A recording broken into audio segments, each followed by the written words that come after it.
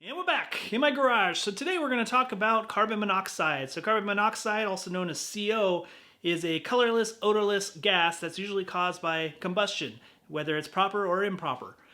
We always have to deal with carbon monoxide, and it's something that we want to make sure is not in places that we don't want it to be. Do we want it to be in the flue pipe? Yes, we do. Do we want it going outside? Yes, we do. Do we want it inside the house? No, we don't. So one of the things we need to do is we need to use some kind of detector to see if there's anything in the house. So that's why we have these carbon monoxide detectors.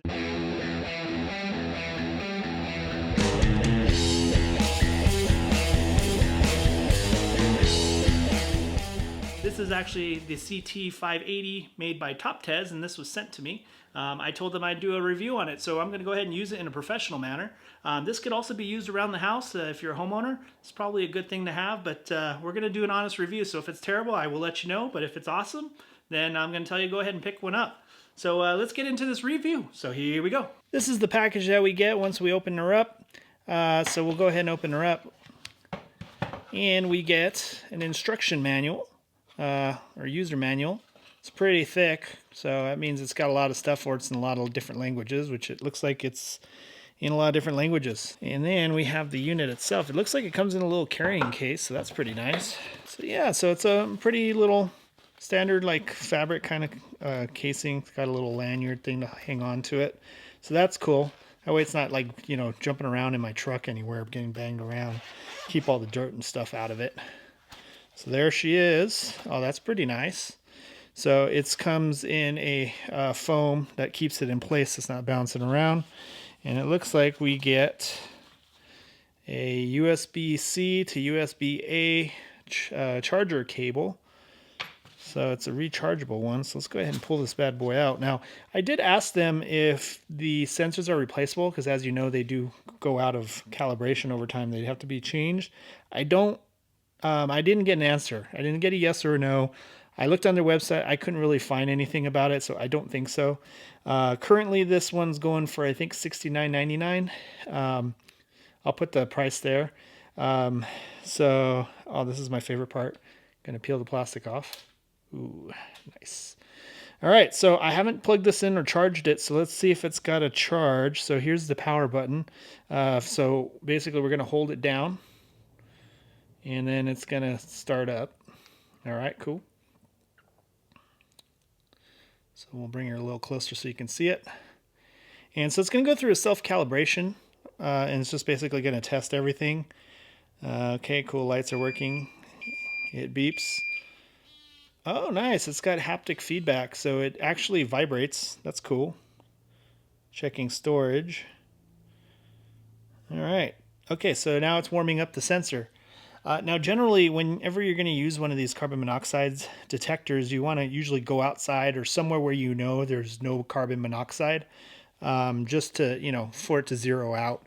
Because if you set this up in a room that has carbon monoxide, you know, it's going to throw off your readings.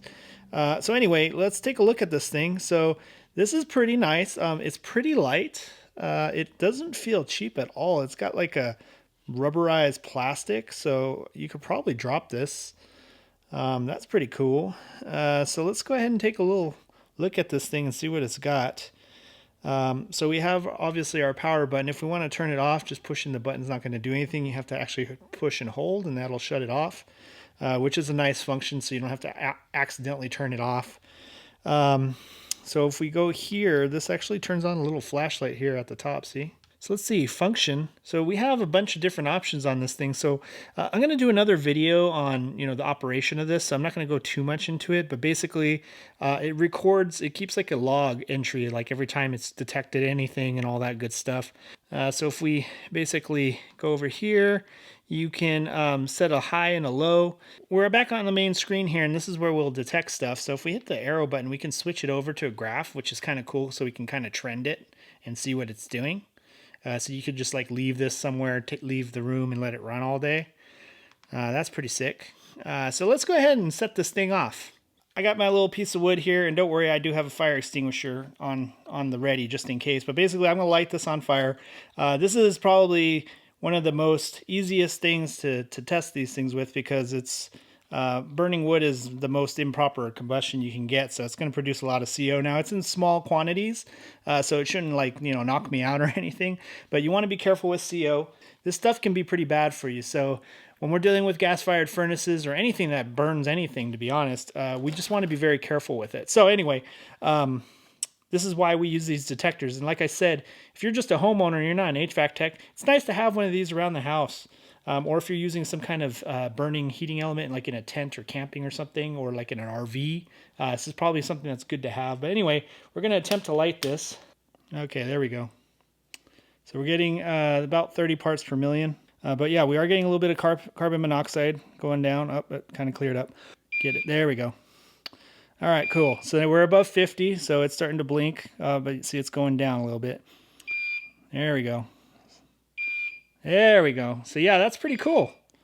So it's definitely detecting it. So yeah, just by burning this, is it still going? Yeah, it's still got a little bit of flame going on. Very little, but yeah. There's no major flame going on this, and I'm detecting some carbon monoxide going on here. So yeah, so she definitely works. Ooh, it doesn't like that. So yeah, let's go ahead and clear this out here. So, all right, cool. So as you can see, she definitely works. So we're going to use this in the field now. We're going to test it on gas-fired furnaces. We're going to test it on flue pipes and all that good stuff. But like I said, you can use this just around your house. The price for it is pretty good. So the field piece one currently, I forget what the model is, but it's about $300. And you have to change out the sensor every year, which is crazy. And this thing is only, I think it's about $70. Again, I'll put a link right there so if you want to look it up. But anyway, yeah, so let's go ahead and go in the field and see what we think about this thing. We got our TOPTES CT-580, just checking for carbon monoxide, make sure we got no leaks going on. Sometimes these panels leak and you get a little bit of the carbon monoxide because there is a little bit in there.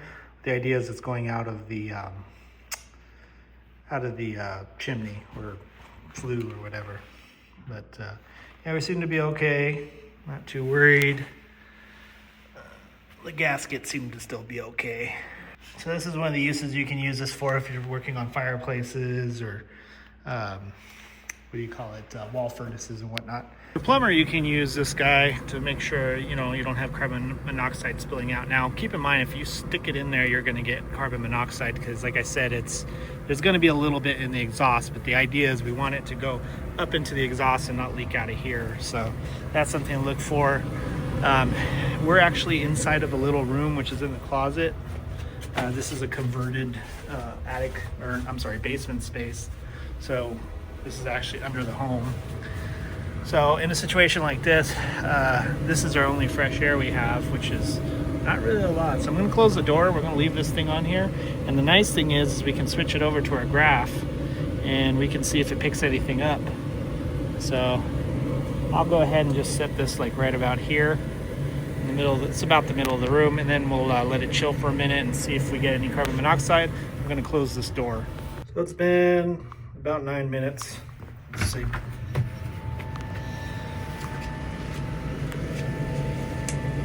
Oh, we have no carbon monoxide in here, and you can see that the line is still at 0. So that's really handy. I mean, this is nice when you're walking around, but like if you need to leave it somewhere, this is probably a good option. I really like that function. I don't think the field piece has that option. And I'm digging the screen, and it's so small and it's nice to hold. So yeah, so that's pretty cool. All right, well, we're gonna turn off this furnace. First, we're gonna go check the vents, make sure that there's no carbon monoxide, happening. Nope. And the only time you see carbon monoxide coming out of the vents is if you have a cracked heat exchanger.